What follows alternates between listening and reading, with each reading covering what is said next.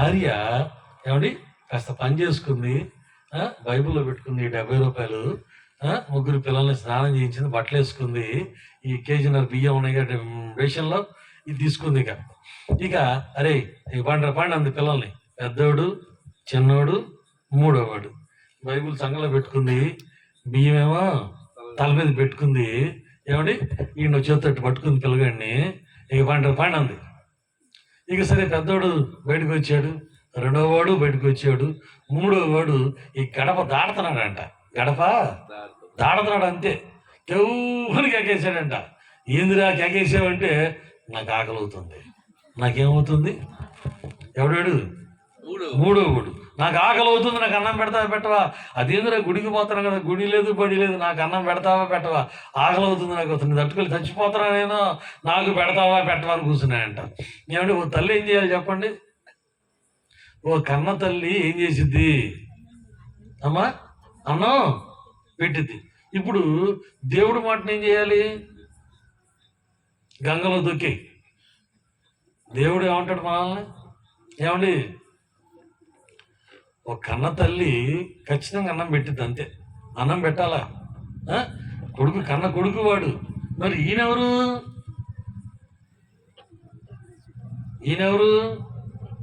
మరి ఈయన మాట ఏం చేద్దాం మనం చేసే తప్పలు అదే. నీ తల్లి కంటే నీ తండ్రి కంటే ఎవరిని ఎక్కువగా ప్రేమించాలా? ఆయన్ని ఎక్కువగా ప్రేమించాలి. దేవునికి స్తోత్రం, హల్లెలూయా. నాకంటే నీ తల్లినైనను తండ్రినైనను అన్నదమ్ములనైనా అక్క చెల్లెను ప్రేమించేవాడు నాకు పాత్రుడు కాడు. కానీ ఈమె కూడా ఏం చేయాలో అర్థం కాదు. ఏమో కూడా గడప దాటి బయటికి పోతుంది. ఏమో కూడా ఏమంటే వెంటనే అపవాది ఈ ఎడమ చెవిలోకి వచ్చేసాడంట. వచ్చేసేసి ఏంటి ఆలోచిస్తున్న, పిల్లడికి అన్నం పెట్టు, లోపలికి బా, బియ్యం ఉన్నాయి కదా వండి వాడికి అన్నం పెట్టు. చర్చికి వచ్చే వారం పోవచ్చు, చర్చికి ఏం చేయొచ్చు? వచ్చే వారం పోవచ్చు, దేవునికి వచ్చే వారం ఇవ్వచ్చు, ఇబ్బంది ఏం లేదు. వచ్చే వారం ఇవ్వచ్చు. యాడికి పోడు దేవుడు, పాస్టర్ గారు యాడికి పోడు, వా అందంట. కుడి చెవిలో పరిశుద్ధాత్మ దేవుడు మాట్లాడుతున్నాడు. కుడి చెవిలో ఏమని తెలుసా? నా కుమార్తె దేవునికి లోపడు, వాక్యానికి లోపడు, దేవుని ఆజ్ఞనికి లోపడు, దేవుని ఉపదేశానికి లోపడు. ప్రభుకి మహిమ కలుగును గాక, హల్లెలూయా. ఎడమ చెవిలో అపవాది శోధిస్తున్నాడు, కుడి చెవిలో దేవుడు మాట్లాడుతా ఉన్నాడు. ఎవరికి లోపడతావు ఈరోజు నువ్వు? ఈరోజు నీ కుటుంబం శాపంలో నలిగిపోతుంది. నీ భర్త త్రాగుడు, వ్యసనాలు, అప్పులు, జోదం, వ్యభిచారంలో మగ్గిపోతున్నాడు. నీ పిల్లలు కూడా త్రోవ తప్పిపోయారు. కారణం ఎవరు? నువ్వు కాదా? జ్ఞానవంతురాలు ఇల్లు కట్టుకుంటుంది, జ్ఞానం లేనామే భర్త రాకపోతే బా చచ్చినాడబ్బా, రాకపోతే బా. కొడుకు వాడు మాట్లాడు పని, కూతురు సైతాను రాకపోతే పని. నేను మాత్రం వస్తానేసయ్యా. ఏమంటే ఇప్పుడు నువ్వు జ్ఞానవంతురాలువా కాదా? కాదు. జ్ఞానవంతురాలు కుటుంబాన్ని కట్టుకుంటది. అది నీ కుటుంబాన్ని కట్టుకునే బాధ్యత నీదే. ఏమండి భర్త బయటికి వెళ్ళిపోయాడు, ఈ తల్లి అపవాది చెవులో చెప్తుంది, నీ బిడ్డకి అన్నం పెట్టు.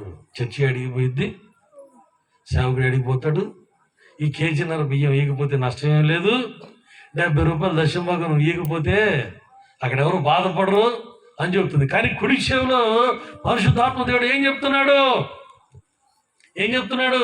నా కుమార్తె దేవుని మాటకు లోబడు, దేవుని ఆజ్ఞకు లోబడు అని చెప్తున్నాడు దేవుడు. లేచింది, మరలా లోపలికి వచ్చింది అన్నం వండుదామని.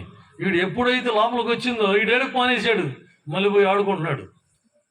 అరే ఇప్పుడు దాకా ఆకలి అవుతుంది అన్నావు గారంటే, నాకు ఇప్పుడేం కావట్లేదు అన్నాడు. ఆకలి అన్నాడు. సరే మళ్ళీ లేచింది, అరే మళ్ళీ పండి.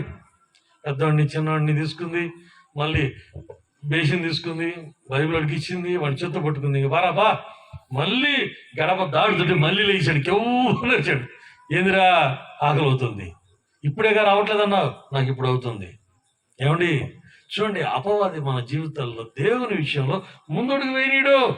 అన్ని విషయాల్లో ముందడుగు వేయనిస్తాడు, కానీ దేవుడి ఆజ్ఞల విషయంలో నిన్ను ముందడుగు వేయనీయుడు. దేవుడి ఉపదేశం విషయంలో ముందడుగు వేయనీయుడు.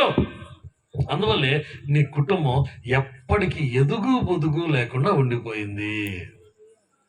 కుటుంబమే కావచ్చు, వ్యాపారం కావచ్చు, ఉద్యోగాలు కావచ్చు, సంఘాలు కావచ్చు, సేవా పరిచయాలు అన్నీ కూడా దేవుని విషయంలో మనం ముందడుగు వేసేవారిగా మనము ఉండాలి. ఆమేన్. హల్లెలూయా. నాకు అన్నం పెడతావా పెట్టవా, ఇదేందిరా ఇప్పుడే వద్దన్నావు కదా, నాకు పెట్టాల్సిందే. మళ్ళీ వెనక తిరిగింది రెండోసారి. అపవాది చెప్తున్నాడు భోజనం వండి పెట్టు. దేవుని ఆత్మ చెప్తుంది దేవుని ఆత్మకు లోబడు.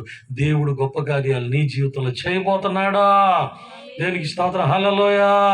దేవునికి లోబడు. దేవుడు గొప్ప కార్యాలు చేసేవాడై ఉన్నాడు. ఇక ఏం చేయాలి, మళ్ళీ లోపలికి వచ్చింది. మళ్ళీ వెళ్ళిపోయాడు ఆడుకోవడానికి. అరే ఏందిరా ఆకలవుతుందా, అవట్లేదు, నాకు ఆడుకోవడానికి వెళ్తున్నా. ఇప్పుడే గారు ఏడిచావు, నాకు ఇప్పుడు అవట్లేదు. ఇట్ట కాదులేని మూడోసారి మళ్ళీ లేచింది. ఎల్లాం పంటరా అంది. మళ్ళీ బయటకు వస్తుంది ఇంట్లో నుంచి. ఏమండి, మరలా మూడోసారి వాకిలు దాడుతుంది. మళ్ళీ కెవ్వరిసాడు ఆకలి అవుతుందని. ఏమండి, ఇక చూడండి బేసిన పక్కన పెట్టింది.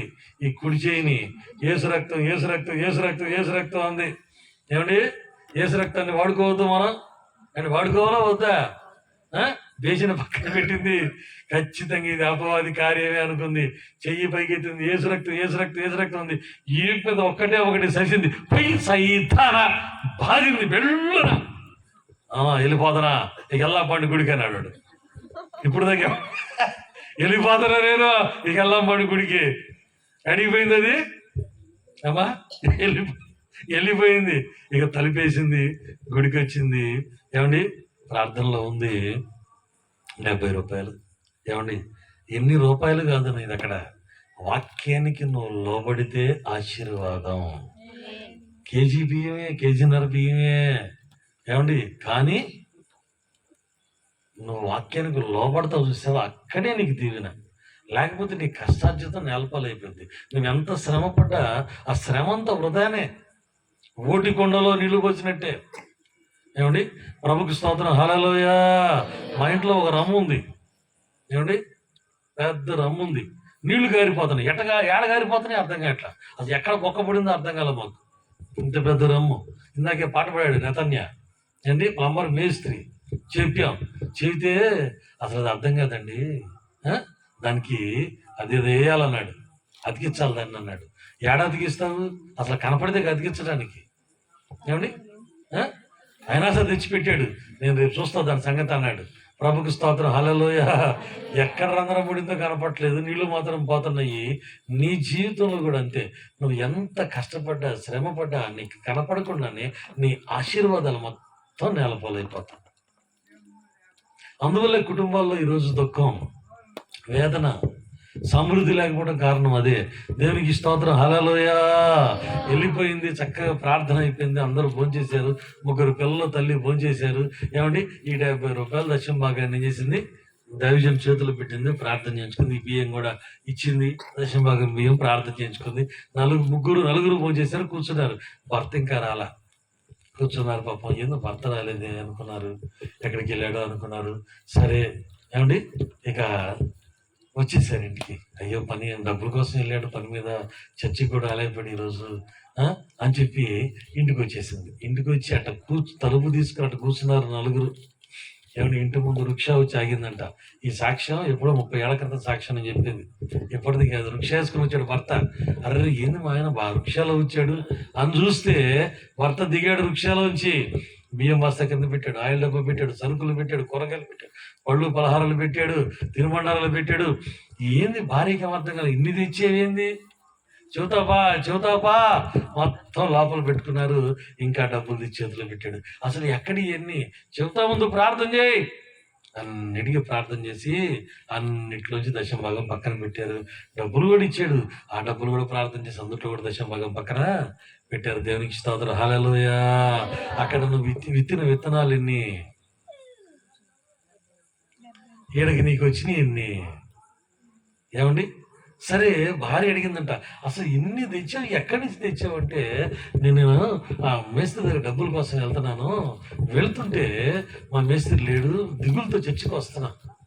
బయలుదేరి అయ్యో లేడే డబ్బులు ఎట్లాగా అని చెప్పి వస్తుంటే అంతకుముందు పనిచేసిన ఆయన వచ్చాడు బండి వేసుకుని.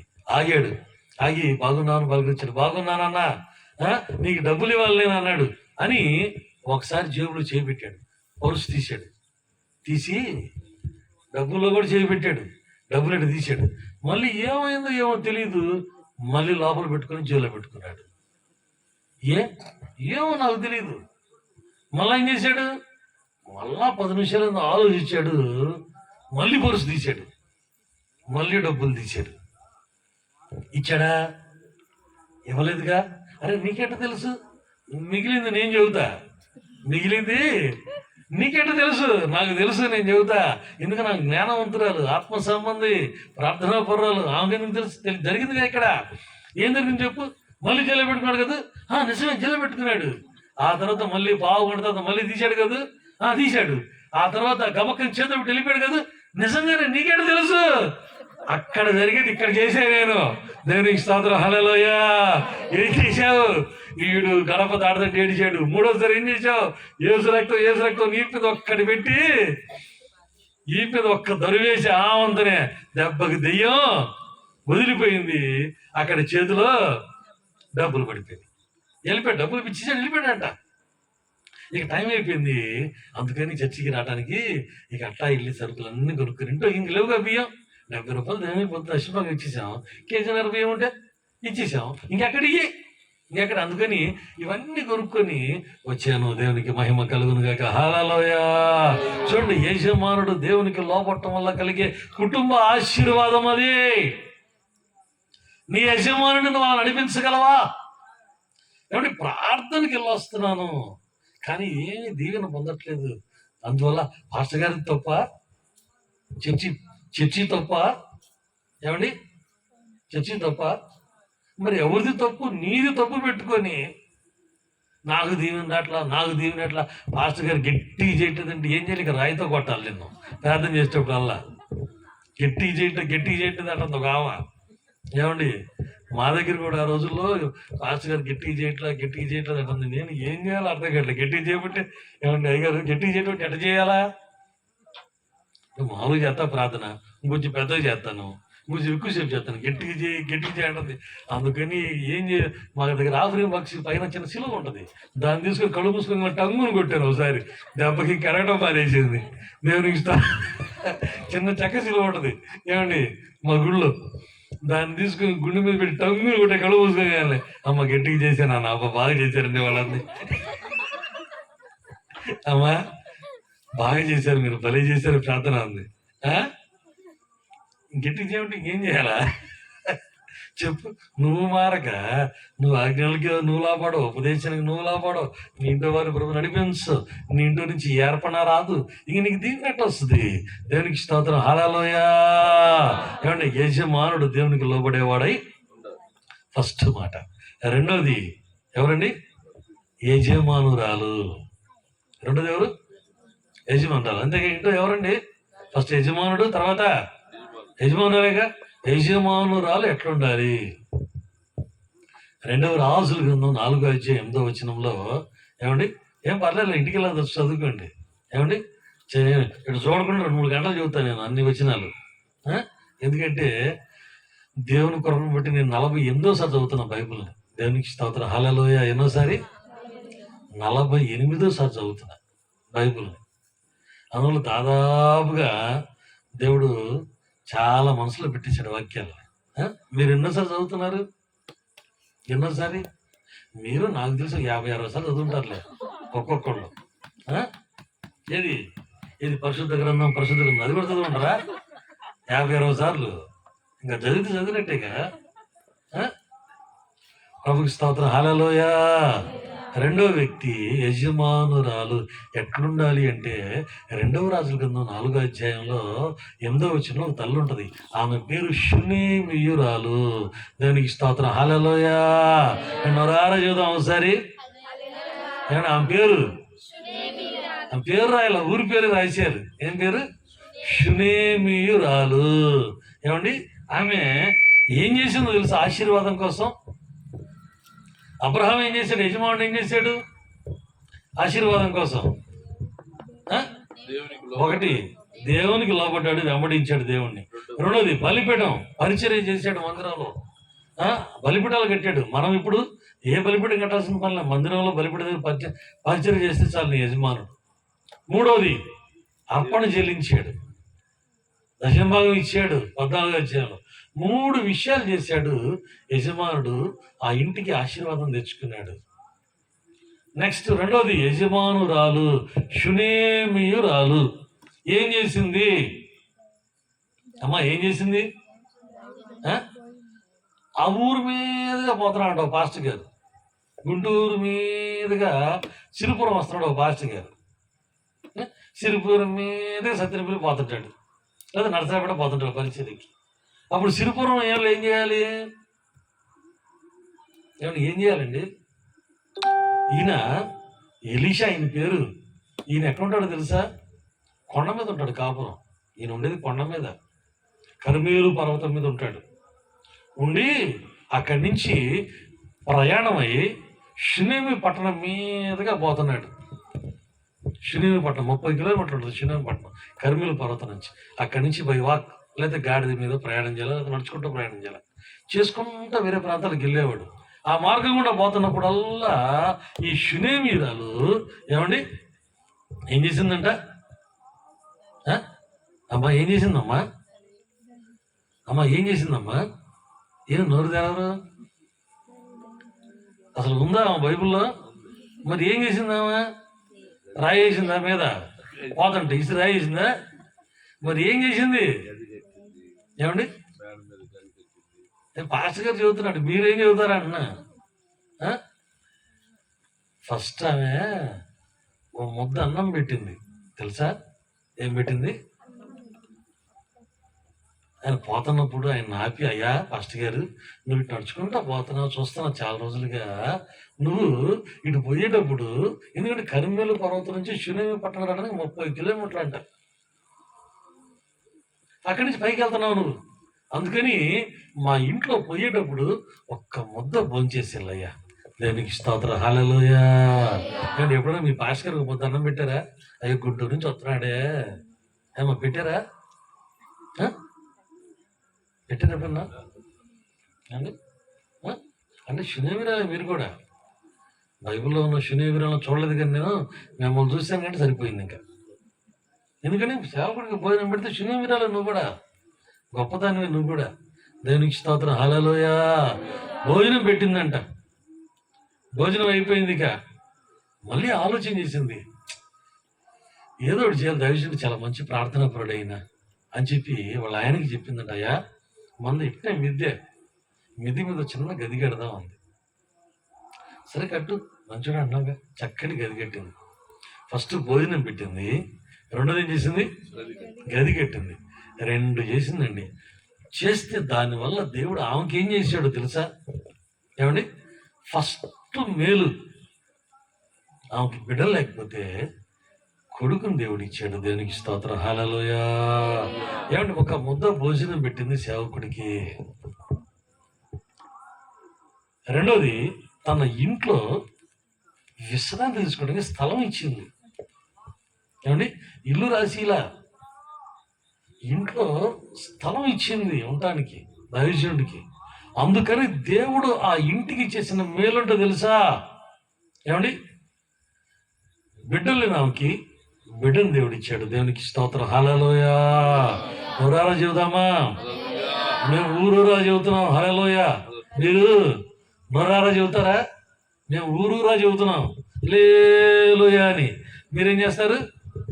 నోరారా చెబుతారు ఒకసారి గట్టిగా, ప్రభుకు మహిమ, హల్లెలూయా, హల్లెలూయా. 2 విషయాలు చేసింది. ఫస్ట్ మేలుంటే తెలుసా? బిడ్డను దేవుడు ఇచ్చాడు. 10 ఏళ్ళు పెరిగాడు పిల్లాడు, 10 ఏళ్ళు వచ్చింది. 10 ఏళ్ల తర్వాత వడదెబ్బ తగిలి చనిపోయాడు. వడదెబ్బ తగిలి చనిపోతే ఏమండి మళ్ళీ పోయింది ఆస్కర్ దగ్గరికి. అయ్యా వచ్చి ప్రార్థన చేసి చనిపోయిన బిడ్డను బ్రతికించి ఆ చేతుల్లో పెట్టాడండి. ఇప్పుడు చెల్లైపోయిందిగా. 2 చేసింది. దేవుడు ఏం చేశాడు? 2 చేశాడు. ఒకటేంటి? భోజనం పెట్టింది. రెండోది ఇంట్లో స్థలం ఇచ్చింది. గది కట్టింది. 2 మేలులు చేసింది సేవకుడికి. అందుకని దేవుడు ఏం చేశాడు? బిడ్డనిచ్చాడు, బతికిచ్చాడు. 2 చెల్లైపోయింది. దేవునికి స్తోత్రం, హల్లెలూయా. అంటే చెల్లైపోయింది, ఇంకా బ్యాలెన్స్ ఉందా? గిన్నెడు చన్నీళ్ళు ఇస్తే పరలోకంలో ఏంటంట? ఫలం అంట. ఏమంటారు? గిన్నెడు చన్నీళ్ళు ఇస్తే పరలోకంలో ఫలం అంట. ఒక్క విత్తనం కనుక దేవుని మందిరంలో నువ్వు విత్తితే, ఎన్ని విత్తనాలు? ఒక్క విత్తనం విత్తితే ఫస్ట్ విడతగా ఏమొస్తాయి చెప్పండి? 30 ఆశీర్వాదాలు వస్తాయి. తెలుసా ఆ విషయం మీకు? ఏమంటే తెలుసా తెలీదా? తెలిస్తే చేయొద్దండి ఒకసారి. తెలిస్తే చెయ్యమ్మా. చేతులు తెచ్చారుగా, తెచ్చే ఎత్తండి. ఇంటి దగ్గర పెట్టి వచ్చారా? ఇది గొప్ప తీసి గొప్ప చేతులు చలిగా ఉన్న ఇంట్లో పెట్టి వచ్చారా? ఇది గొప్ప. ఒక విత్తనం విత్తితే ఎన్ని విత్తనాలు వస్తాయి? ఎన్ని వస్తాయి? 30 విత్తనాలు వస్తాయి. దేవునికి స్తోత్రం, హల్లెలూయా.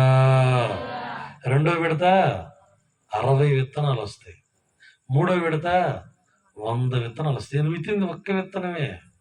ఈ ఒక్క విత్తనం దగ్గరే మనం విత్తుదామా వద్దా అనుకుంటాం. జేబులో వేసుకుంటాం దాన్ని. అందుకే నీకు కంకులో ఉండవు, పంట ఉండదు. ఎప్పుడు ఇల్లు బిడిపోయే ఉంటుంది. ఎప్పుడు ఈగలు తోలుకుంటానే ఉంటాం. దేవునికి స్తోత్రం, హల్లెలూయా. ఇంట్లో ఏ సంతోషము కూడా ఉండదండి. సహోదరుడా, ఈ రోజైనా సరే, అందుకే నేను నాకు అడిగా, వాక్యం చెప్పంటావా? వాక్యంలో ఆశీర్వాదం కావాలా అని అడిగా. వాక్యం అయితే ఇంత చెప్పాల్సిన పని లేదు. 4 మాటలు ఏదో చెబుతాను నేను కూడా. చెప్పి ఇంటిను లేకపోతే నాకేమవుతుంది? చేతి చేయి లేకపోతే లేదు. అదన్న పోయిద్దా చెప్పు అని వెళ్ళిపోయామండి. అందుకే అడిగే మిమ్మల్ని, వాక్యం చెప్పంటారా? వాక్యంలో నుంచి ఆశీర్వాదం ఎలా పొందాలో చెప్పమంటారా అని అడిగా. ఏమన్నారు అందరూ? చెప్పండి అన్నారు. ఆశీర్వాదం పొందటం గురించి చెప్పండి అన్నారు.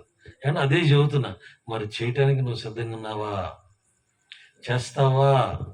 ఏమండి, చేయటానికి నేను రెడీ. ఎంతమంది చెప్తారు ఈ మాట? చేయటానికి నేను రెడీ, వాక్యానికి లోపటానికి నేను రెడీ, వాక్యంలో ఆశీర్వాదం పొందడానికి నేను రెడీగా ఉన్నాను. నాకు అదే కావాలి. నామకార్థంగా బ్రతకడానికి నేను స్వస్తి చెప్తాను. ఇక ఒక జ్ఞానవంతురాలైన తల్లి షునేమీరాలు ఏం చేసిందో చూడండి. దైవసేవుడికి వచ్చి ఒక మొద్ద భోజనం పెట్టింది. తద్వారా దేవుడి బిడ్డనిచ్చాడు, ఆశ్రయం ఇచ్చింది. ఏమండి, అదే బిడ్డ చచ్చిపోతే ఏ గది అయితే కట్టిందో ఆ గదిలోని బిడ్డను మునుకబెట్టింది. తెలుసా? చూడండి, భాస్కర్ కోసం కట్టిన గది బిడ్డకు ఉపయోగపడింది. బిడ్డకు ఉపయోగపడింది. ఆ తర్వాత 3 ఆశీర్వాదం ఏంటో తెలుసా? ఏమండి, ఆ ప్రాంతానికి కరువు వస్తే, కరువు వచ్చింది, దైవజనుడు కబురు పెడతాడు ఆమెకి. వెళ్ళి ఆమెకు చెప్పుకో, కరువు వస్తుంది, కానీ తాను తన కుటుంబస్తులు ఎవరైతే ఉన్నారో వాళ్ళందరూ దూర ప్రాంతానికి వెళ్ళి బతకమని చెప్పు. మళ్ళీ కరువు తిరిగి తర్వాత రమ్మని చెప్పు. అంటే అక్కడి నుంచి వెళ్ళిపోయింది, ఫిలిస్తీన్ల పట్టణానికి వెళ్ళిపోయింది. 7 సంవత్సరాలు అక్కడే ఉండి 7 సంవత్సరాల తర్వాత మరలా వర్షాలు పడ్డప్పుడు తిరిగి మరలా ఆ ప్రాంతానికి వచ్చింది, షునేమ పట్టణానికి వచ్చింది. వచ్చేసరికి ఇల్లు పొలాలు అన్నీ వేరే వాళ్ళు ఆక్రమించుకొని ఉన్నారు. ఉంటే ఈమె రాజుగారికి చెప్పుకుందాం వెళ్ళిందండి. ప్రభుకు స్తోత్రం కలుగును గాక, హల్లెలూయా. చూడండి, దేవుడికి నువ్వు చేసేది ఏదైనా సరే ఆయన ఉంచుకునే దేవుడు కాదు. మందిరానికి చేసిన, సేవకుడికి చేసిన, దేవునికి చేసిన పరమందున్న దేవుడు నీ వైపు కనులారా చూచి నీకు తిరిగి రెట్టింపు ఇచ్చే దేవుడు అయి ఉన్నాడు.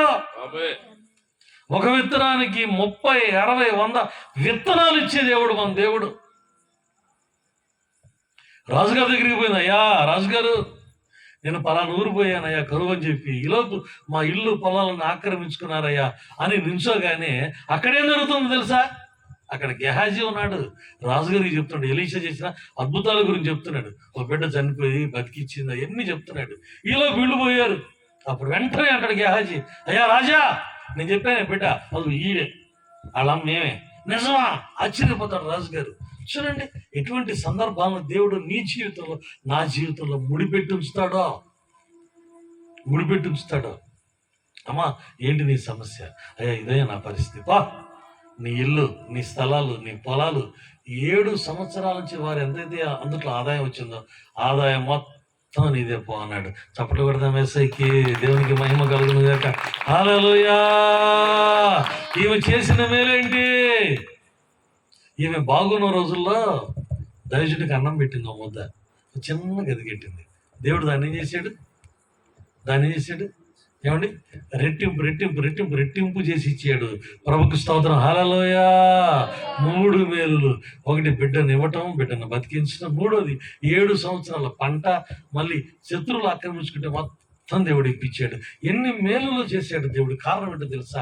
జ్ఞానవంతురాలు దేవుని కొరకు తన ఇంటిని ఏమండి కట్టుకుంది. ఈరోజు నీవు అలా కట్టుకోగలిగితే, ఒక యజమానురాలై ఉండి నీ కుటుంబాన్ని దేవుడు ఆశీర్వదించి దేవుడై ఉన్నాడు. దేవునికి స్తోత్రం. హల్లెలూయా. ఏమండి? యజమానుడు 3 విషయాలు చేశాడు. మీ ఇంటి యజమానికి కూడా ఏం చేస్తావు? దేవుని వైపు నడిపించుకునే బాధ్యత ఎవరిది? నీదే. పాస్టర్ గారు ప్రార్థన చేయట్లేదు, అందుకే మా ఆయన రాట్లా. ఏమండి? మీ ఆయనకి పాస్టర్ గారికి ఏమైనా సంబంధం ఉంది అసలుకి? కాపురం చేసేది నువ్వు, కింటూ ఉండేది నువ్వు, జేబులో లాక్కునేది నువ్వు, అన్ని చేసేది నువ్వు. మీ ఆయన మారకపోతే పాస్టర్ గారు సరిగ్గా చేయట్లేదు ప్రార్థన, అందుకే నా మొగుడు మారట్లేదు. దానికి స్తోత్రం. ఏమన్నా సంబంధం ఉందా చెప్పండి? ప్రభుకి స్తోత్రం. హల్లెలూయా. కనుక నీ యజమానిని నడిపించుకో. షునేమీరు అలాగా నీ కుటుంబాన్ని కట్టుకో. ఏమండి? ఇంకొక పావుగంట ఉంది, 9:45 అయిపోయింది. ఇంక 2 విషయాలు చెప్తా. నీకు కొడుకున్నాడా? ఆ కొడుకు నువ్వు ఎలా పెంచుతున్నావు? ఏమండి? ఇస్సాకు వలె దేవుని పెంచు. ఇస్సాకు వలె వాగ్దానంతో పెంచు. దేవుణ్ణి అడుగు, అయ్యా నా బిడ్డకు ఒక వాగ్దానం వేయి అని అడుగు. నా కొడుక్కి ఒక వాగ్దానం వేయి. నా కొడుకు కూడా వాగ్దానంలో పెరగాలి. వాగ్దానాన్ని నా బిడ్డ స్వతంత్రించుకోవాలి, వాగ్దానం పొందుకోవాలి, దేవుని మాట వినాలి, నా బిడ్డ మారు మనసు పొందాలి, నా బిడ్డ పాప క్షమాపణ పొందాలి, నా బిడ్డ బాప్తిసం పొందాలి, నా బిడ్డ పరిశుద్ధాత్మ పొందాలి, నా బిడ్డ దేవుని సేవకుని వెంబడించాలి. దేవునికి స్తోత్రం. హల్లెలూయా. ఏ రోజున చెప్పావు ఈ మాట? ఆదివారం వచ్చింది గుళ్ళో ఉండాలి నువ్వు, ఆదివారం వచ్చింది డ్రమ్స్ కొట్టాలి నువ్వు, ఆదివారం వచ్చింది పాటలు పాడాలి నువ్వు. ఏమండి? నీ కొడుకులందరూ దైవ సంబంధులు అయితే ఏముండేది తెలుసా? ఇన్స్ట్రుమెంట్స్ ఉండేవి వరుసగా. కాంగోస్ ఒకటి, ఆర్గన్ ఒకటి, జాజ్ ఒకటి ఉండి. ఉన్నారా మరి నీ బిడ్డలు ఎట్టగా? ఏమండి? అది కూడా పాస్ గారు తప్పేనా? నీ బిడ్డ మీ ఆయన రాకపోయినా పాస్ గారిది తప్పి, నీ కొడుకు తప్పారు పాస్ గారి తప్పి, కూతురు రాకపోయినా పాస్ గారిది తప్పే. ఏమండి పాస్ గారు? ఏం చేస్తావు? నువ్వు రాకపోయినా పాస్ గారిది తప్పు. నీ తప్పు అసలు ఏమైనా ఉందా? నీది అసలు ఏమీ లేదు. నువ్వు పరలోకం నుంచి వచ్చావు కదా, నీదే తప్పు లేదు. ప్రభుకి స్తోత్రం. హల్లెలూయా. నీ కొడుకుని ఆత్మీయంగా నడిపిస్తున్నావా? వాగ్దానం కోసం అడుగుతున్నావా? వాగ్దానంలో నడిపిస్తున్నావా? వాగ్దానంలో పెంచుతున్నావా? ఏమండి? పెంచుతున్నావా? ఈరోజు బిడ్డలు ఎట్టున్నారు చెప్పండి? ఎట్టున్నారు చెప్పండి? లోకాన్ని ప్రేమించి, లోకంలో ఉన్న వాటిని ప్రేమించి, లోక విషయాలను ప్రేమించి వారి జీవితాలను మధ్యలో ముగించేస్తున్నారు. ఇట్లనే చిన్న పల్లెటూరు, తల్లి కొడుకు కూతురు ముగ్గురే ఉంది. తండ్రి చనిపోయాడు చిన్నప్పుడే. ఈ తల్లి పొలం పనులు చేసి, ఆ పనులు ఈ పనులు చేసి కొడుకుని కూతుర్ని ఇద్దరిని బాగా చదివించింది. 10th క్లాస్ వరకు ఊళ్ళో చదువుకున్నారు. ఇంటర్మీడియట్కి బయటికి వెళ్ళారు. డిగ్రీ బయట చదువుకున్నారు ఇద్దరు కూడా. ఏమండి? 10th క్లాస్ చదివేదాకా సండే స్కూల్కి వెళ్ళారు, పాటలు పాడారు, ప్రార్థన చేశారు, ఉపవాసాలు అన్నీ అయిపోయినాయి. ఇంటర్మీడియట్కి వేరే ఊరు వెళ్ళారు, టౌన్కి వెళ్ళిపోయారు. ఇక ఏం తగ్గిపోయింది? ఉపవాసం తగ్గిపోయింది, ప్రార్థన తగ్గిపోయింది, బైబుల్ తగ్గిపోయింది. ఏమండి? అన్ని తగ్గిపోయినాయి. దేవుని మందిరానికి వచ్చి సహవాసం తగ్గిపోయింది. స్నేహాలు పట్టారు, అటు ఇటు తిరుగుతున్నారు. సరే డిగ్రీ కూడా అయిపోయిందండి. కుమార్తె ఇంటికి వచ్చింది, పెళ్లి సంబంధాలు చూస్తున్నారు. కొడుకు ఉద్యోగం చేస్తున్నాడు. ఏమండి? కొడుకు ఉద్యోగం చేస్తున్నాడు, చక్కగా జీతం వస్తుంది. ఏమండి? ఫస్ట్లో కొద్ది రోజులు తల్లికి పంపించాడు. ఏమండి? చక్కగా ఉద్యోగం వచ్చింది. ఏం చేయాలి కొడుకు చెప్పండి? ఏం చేయాలి? ఆ మొదటి జీతం మందిరానికి తెచ్చి మందిరంలో ప్రార్థన చేయించుకొని, సాక్ష్యం చెప్పుకొని, అందరికి భోజనాలు పెట్టుకొని వెళ్ళొద్దు? వెళ్ళాలా వద్దా? ఏమండి? నాకు 93లో వచ్చింది ఉద్యోగం. 93లో నా జీతం అప్పుడు 7,500 స్టార్టింగ్. ప్రభుకి స్తోత్రం, హల్లెలూయా. ఎంత చెప్పండి? 93 ఫిబ్రవరిలో వచ్చింది ఉద్యోగం నాకు. అప్పుడు 10th క్లాస్ అయిపోయింది నాకు 92లో. 7,000 జీతం వచ్చిందండి. మిర్చియాట్లో చేసేవాడిని నేను. జాబ్ వచ్చింది నాకు. ఫస్ట్ జీతం 7,500 ఇస్తే 10 రూపాయల కట్టలు 7. అసలు అటు పట్టుకుంటే నా చేతులు ఉడికిరి. ఎందుకంటే నాకు అన్ని డబ్బులు నేను ఎప్పుడు పట్టుకోవాలి అప్పటిదాకా. 7,500 10 కట్టలు ఇచ్చారు. చేతులు వణికినాయి. అవన్నీ ఒక కవర్లో పెట్టుకొని ఒక 200-300 జైలు పెట్టుకున్నా. రిక్షా ఎక్కా నేను కూడా. ఇంటికి వెళ్ళా, మా అమ్మని తీసుకున్నా, మా అమ్మకి చూపించా. మా జీతం వచ్చిందమ్మా నా. జీతం ఇంటికి వచ్చేవిందిరా అంది. అడిగి పంపంటే చర్చి పాస్టర్కి ఇవ్వాలి కదా ఫస్ట్ జీతం అంది. చర్చిలు ఇవ్వాలి అంది. ఇక మా అమ్మ మా నాన్న తీసుకున్నా, ముగ్గురు కలిసి చర్చికి వెళ్ళాం. వెళ్ళి ఫస్ట్ జీతం అండి 7,500 రూపాయలు అటా చేతిలో పెట్టా, ప్రార్థన చేయించుకున్నా. ఏమండి? ప్రశాంతం, దేవునికి స్తోత్రం, హల్లెలూయా. ఏమండి? ఆ సైట్లో ప్రార్థన పెట్టుకున్నా. కారబూందీ లడ్డు అందరికీ మేము ఇట్టే రోడ్డు మీద పెట్టుకున్నాం. ప్రార్థన పెట్టుకుని 100 మంది వచ్చారు. అందరికి కారబూందీ లడ్డు పెట్టుకున్నాక పాస్ గారులో 5-6 భోజనం పెట్టుకున్నాం. ఏమండి? అమ్మయ్య సంతోషం. 7,500 జీతం అండి.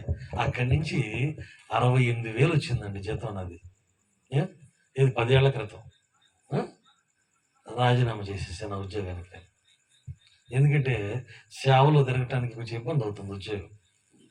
ఆడకు పోయిన కాడి నుంచి ఏదో అబద్ధాలు చెప్పాలా, ఏదో ఒకటి చేయాలా. ఎందుకంటే పైనోడు ఊరుకోడు ఆఫీసరు, కిందోడు ఊరుకోడు. ఏమండి? నువ్వు తీసుకోకపోయినా పైనోడికి ఇవ్వాల్సింది సాయంత్రానికి లంచం.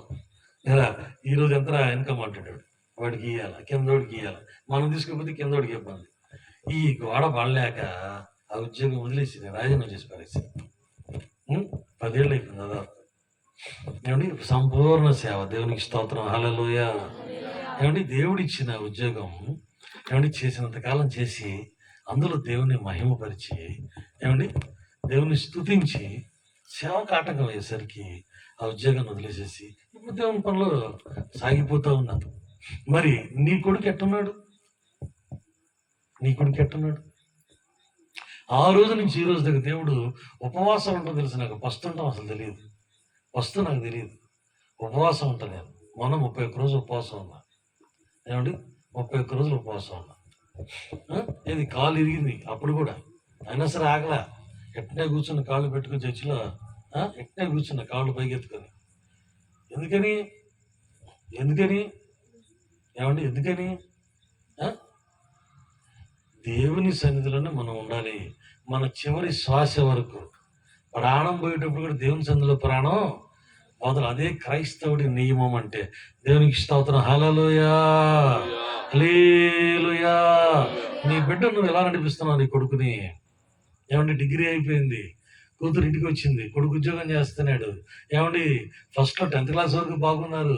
ఇప్పుడైతే ఇక దేవుని మాట వినే పరిస్థితిలో లేరు. తల్లికి ఏదో కాస్త పంపిస్తున్నాడు మందిరానికి. దేవుడికి అసలు ఏం దశభాగం లేదు, ప్రథమ ఫలం లేదు, కృతజ్ఞత కానుక లేదు, ఏమీ లేదు. వచ్చిన డబ్బులు వచ్చినట్టు. ఏమండి? స్నేహితులు ఖర్చు పెడుతున్నాడు. తల్లికి ఏం చెప్తున్నాడు? దాచి పెడుతున్నాడు. చెల్లి పెళ్లి చేయాలి కదా, దాచి పెడుతున్నాడు. మరి దాచి పెడుతున్నాడో లేదో కూడా తెలియదు. సరే సంవత్సరం అయిపోయింది. చెల్లికి సంబంధాలు చూస్తున్నారు. ఏమంటే మంచి సంబంధం వచ్చింది. కొడుక్కి చెప్పింది, అయ్యా మంచి సంబంధం వచ్చిందయ్యా, అమ్మ వస్తున్నానమ్మా అంది. ఏమంటే ఇంటికాడ ప్రార్థన పెట్టుకున్నారు.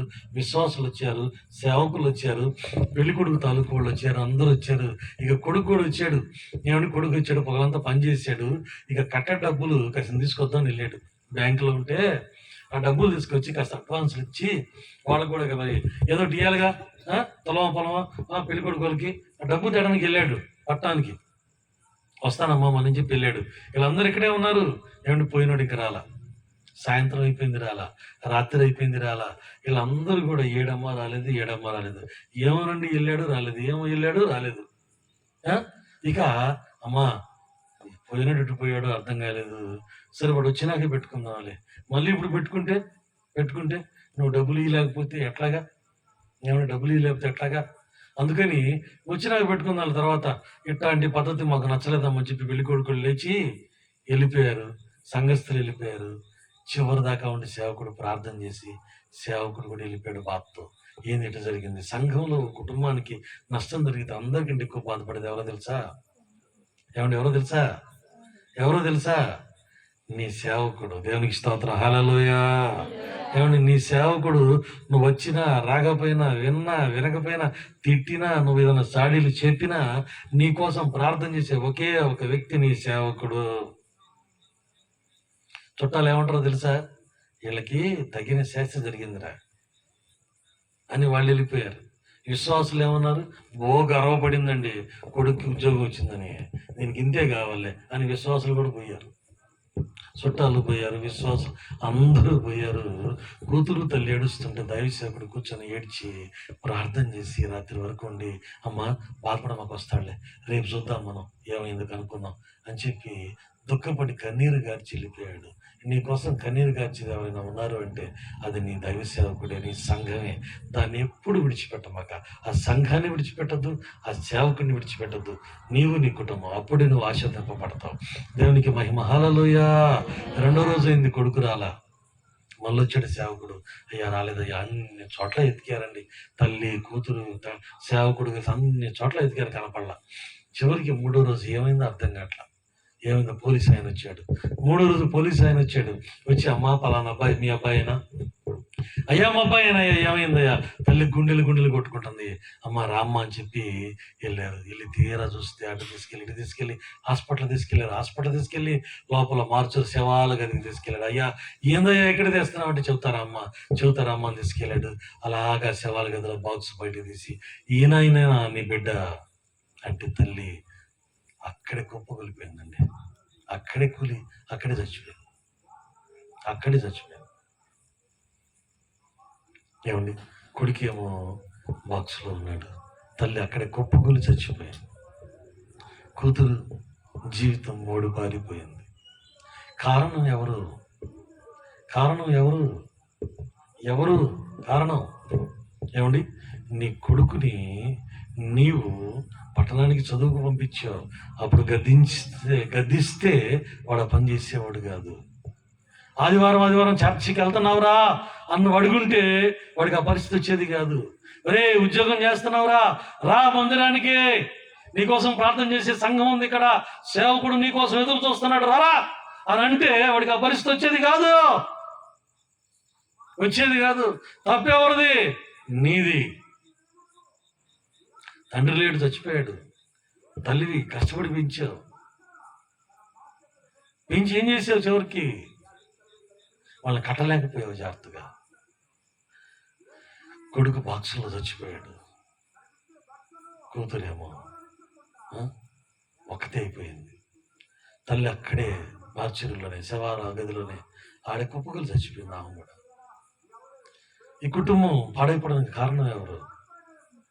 నువ్వు కదా? పాస్టర్ గారా కారణం? ఏమండి చెప్పు, నువ్వు కదా? ఈరోజు నువ్వు ఆశీర్వదించబడాలంటే నువ్వేం చేస్తున్నావు? నీ కొడుకుని ఒక ఇస్సాకులే కొండ మీద తీసుకెళ్ళడం వాళ్ళ నాన్న అబ్రహాం, నాయన బలివ్వాలి నాయన దేవునికి అని కట్టేసాడు కాళ్ళు చేతులు.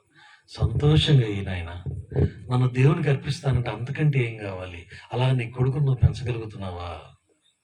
అయ్యా ఇంటలేదయ్యా, వాడు నువ్వు ప్రార్థన చేయి, దేవుని సన్నిధికి నడిపించు, దైవసేవకుడిని తీసుకెళ్ళి వాడి చేత దైవసేవకుడి చేత వాడికి ప్రార్థన చేయించు.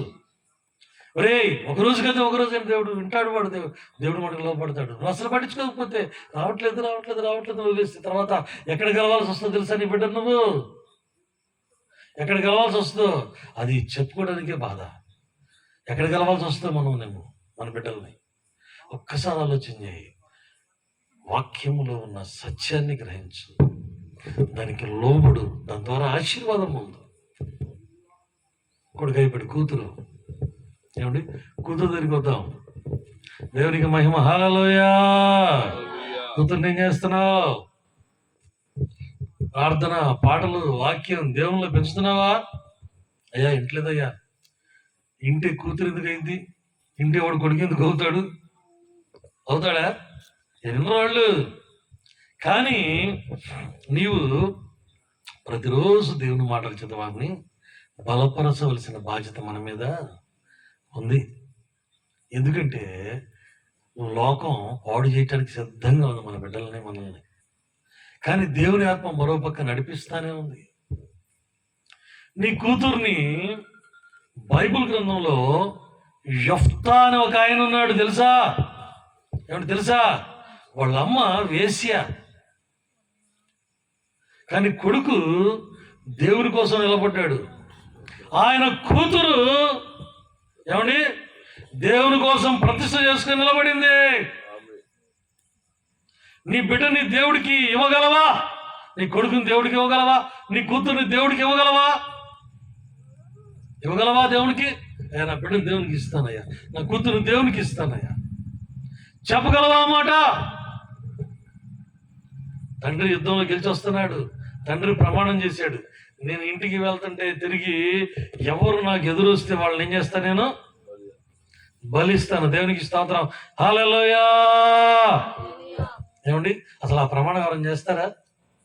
ఎదురు ఎవరు వస్తారు? గ్రామ సర్పంచ్ వస్తే, సర్పంచ్ ఎదురు వచ్చాడు అనుకో, వాడిని బలిస్తావా? గ్రామం పెద్ద వచ్చాడు, వాడిని బలిస్తావా? మీరే చెప్పండి, ఇస్తావా? నేనే ఉన్నాను, ఎదురు నాకు ఎదురైతే వాళ్ళని గుద్దుతాను అనుకోండి కారుతో. అయ్యగారు ఎదురు వచ్చాడు. ఒకసారి ఏం జరిగిందంటే, మా ఆఫీస్లో ఈ పని అయిపోతే నేను వెంట్రుకలు దేవునికి ఇస్తాను మొక్కున్నాడు ఆయన. ఆయనతో పాటు స్టాఫ్ అంతా 110 మంది స్టాఫ్ ఉంటాను మేము, నేను ఉద్యోగం చేసేటప్పుడు. వీళ్ళందరూ చాలా కూడా ఏం చెప్తాను అని మొక్కున్నాడంట. పని అయిపోయింది, ఆఫీస్కి వచ్చాడు. వచ్చి చెబుతున్నాడు, నేను ఈ పని అయిపోతే మొత్తం ఎంట్రుకలు ఇస్తాను మొక్కున్నాను అన్నాడు. అందరూ చప్పట్లు కొట్టారు. బ్రహ్మాండం, పని అయిపోయింది, తప్పకుండా పోయి ఇచ్చేసేపో అన్నారు. ఆయన అన్నాడు, నా ఒక్కడే కాదు మీ అందరే కూడా అన్నాడు. ఇక చూడు కుర్చీలు ఎత్తారు పైకి, అసలు మాయ మొక్కడే నువ్వెవడివిరా అని ఎంటపడ్డారు. నీ మీ ఆవిడి, మీ నాన్నయ్యి, మీ అమ్మాయి మా ఈయడానికి నువ్వెవడివిరా అని ఇచ్చారు. పెద్ద గందరగోళం అయిపోయింది. ఇక్కడ కూడా అదే, నేను గెలిస్తే ఎదురు ఎవరు వస్తే వాళ్ళని దేవునికి బలి ఇస్తాను అన్నాడు. ఎవరు వచ్చారు? ఒక్క కూతురు వచ్చిందండి. గొప్ప వీరుడు యెఫ్తా, యుద్ధ వీరుడు, దేవుడు తోడున్న మనిషి వచ్చింది. ఇక అంతే, బట్టలు చెప్పుకొని రోడ్డు మీద ఏడుస్తాడు కూర్చొని. అరే నాన్న, ఏంది నాన్న ఏడుస్తున్నావు నువ్వు? ఇంత గెలుపు వస్తే ఏడుస్తారా ఎవరన్నా? అమ్మా, నేను దేవుడికి మాట ఇచ్చింది. ఏం మాట ఇచ్చే చెప్పు నాన్న? ఎవరు ఎదురుస్తే వాళ్ళని దేవునికి అర్పణగా ఇస్తాను నాన్న. అరే ఊరుకోలే, దానికి ఎందుకు భయపడతా? నన్నేగా దేవుడికి ఇచ్చేది, ఇచ్చేయపో. ఏమండి, పెళ్లి చేసుకోకుండా సేవ చేసే వ్యవస్థ, ఏమండి ఆర్సిఎం సంస్థ, ఏమండి పెళ్లి చేసుకోకుండా వెంబడించే పెంతుకొస్త సంఘాలు ఈమె దగ్గర నుంచే ప్రారంభమైంది. ఈ అమ్మాయి దగ్గర నుంచి. దేవునికి స్తోత్రం, హల్లెలూయా. చప్పట్లు కొడదామా? పెద్ద వివాహం చేసుకోకుండా పరిచయం చేసి కొన్ని సంస్థలు వచ్చినాయి అంటే బయటకు కారణం యెఫ్తా కుమార్తె వల్ల వచ్చింది. ఆమె నాంది, ఆమెను బలీలా ఆమె సేవకి ఇచ్చేసాడు. పెళ్లి చేసుకోకుండా ఆమె సేవ చేసింది.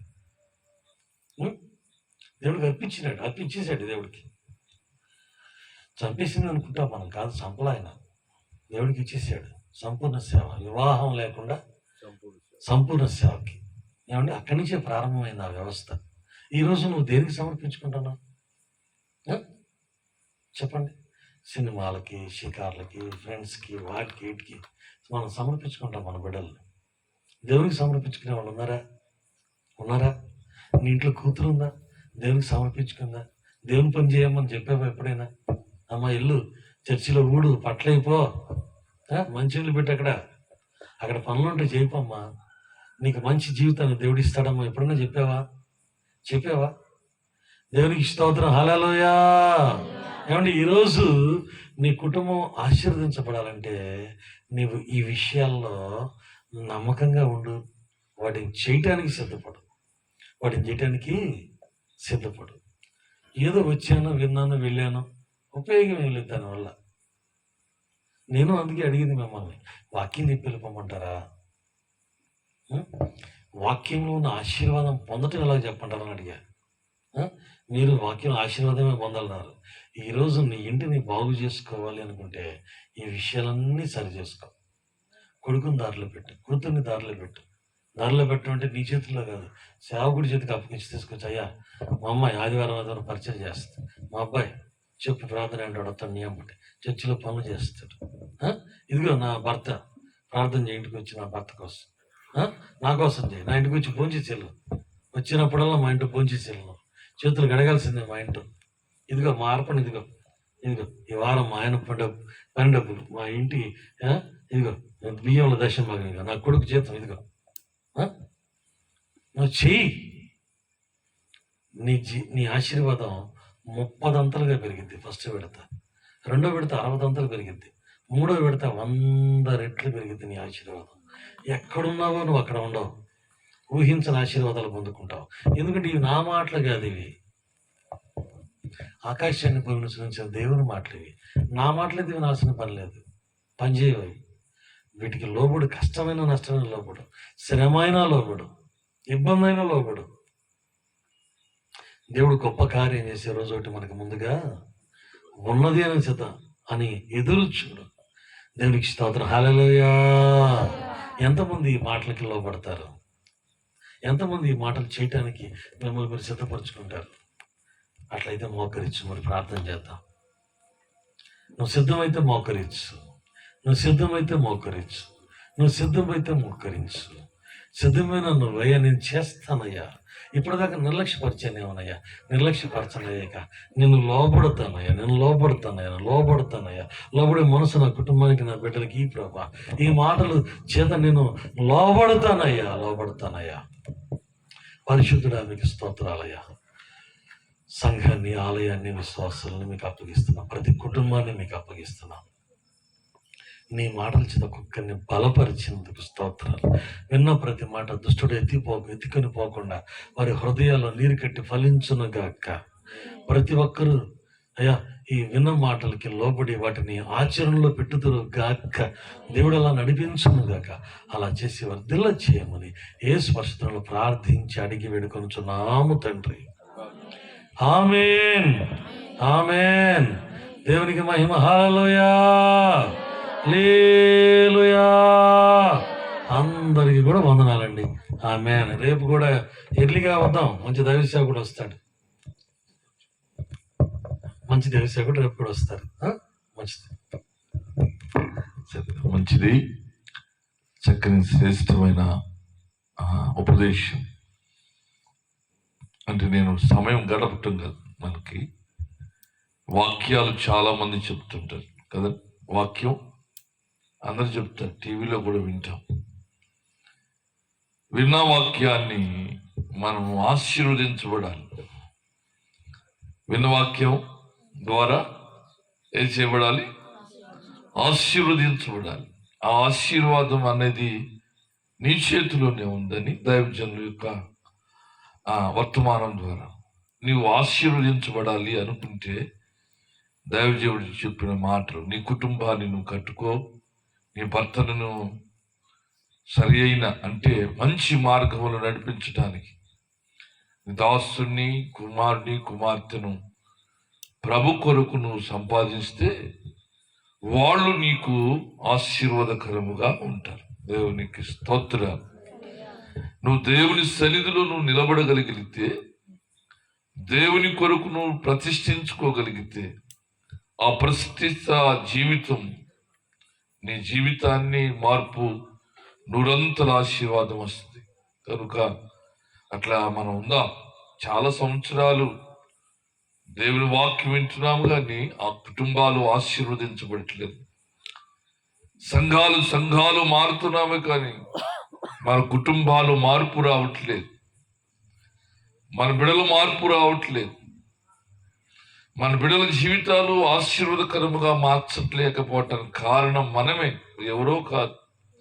కనుక అటు స్థితిలోనికి పోనిక 2026వ సంవత్సరంలోనైనా మన కుటుంబాలను మనం కట్టుకుందాం. ఎవరో వచ్చి కట్టరు, మన కుటుంబాలు మనం కట్టుకుంటూ ప్రభు కొరకు సాక్షులుగా నిలబడదాం.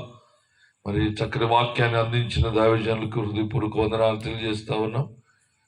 నేనైతే ఆశపడుతున్నాను, పలుమార్లు మా వద్దకు వచ్చి మరి మా సంఘాన్ని ఈ రీతిగా ఆశీర్వాదకరంగా నడిపించాలని మరొకసారి కూడా ఆహ్వానం తెలియజేస్తా ఉన్నాను. రేపటి దినానికి అబ్రహాం రాజు గారని దైవజనులు వారు ప్రవచనాత్మకమైన ప్రవచనాన్ని ప్రార్థనలు చేస్తారు. మరి మీరు మీ కుటుంబ పక్కన ఉన్న మీరు ఎవరినైనా మీరు తీసుకురండి, వారు ప్రార్థన చేస్తారు, ప్రవచనాత్మకంగా ప్రవచిస్తారు.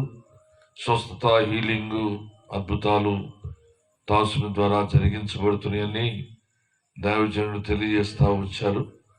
కనుక మన ప్రాంతంలో అనేక కుటుంబాలు పరిస్థితులు మార్చున్నట్లుగా, స్వస్థ విడుదల కలుగు చేయనట్లుగా దేవుడు తన దాసుని వాడుకున్నాడు గాక.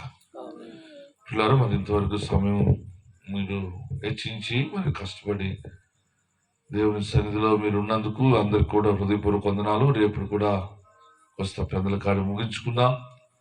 రేపు ఉపవాసం 6వ రోజు ఉపవాస కూడిక, స్వార్థ కూడికగా మరి నియమించి 7వ రోజు మంగళవారం మధ్యాహ్నంతో సేవకుల కూటమితో కుటుంబ ఆశీర్వాదాలుగా ముగించబడుతూ ఉంది. రండి, మాతో కలిసి దేవుని సన్నిధిలో ప్రార్థన, విజ్ఞాపన, యాచన చేస్తూ దేవుని సన్నిధి, దేవుని దీవెనలు పొందుకుందాం. చివరి ఆశీర్వాదాన్ని దావీదులు ఇస్తారు. మన తండ్రి అయిన దేవుని ప్రేమయు, కుమారుడైన యేసుక్రీస్తునికి రక్షణ, పరిశుద్ధాత్మ దేవునికి అన్యోన్య సహవాసం ఈ ప్రాంతానికి, ఈ గ్రామానికి, దైవజనులకి, పరిచర్యకి, సంఘానికి, ఈరోజు ప్రార్థనకు వచ్చిన ప్రతి కుటుంబానికి, రేపు రాబోతున్న కుటుంబాలకు కూడా తోడయండి. అంతకంతకు దీవెన ఆశీర్వాదాలతో నింపి వర్ధిల్ల చేయునుగాక. ఆమేన్, ఆమేన్.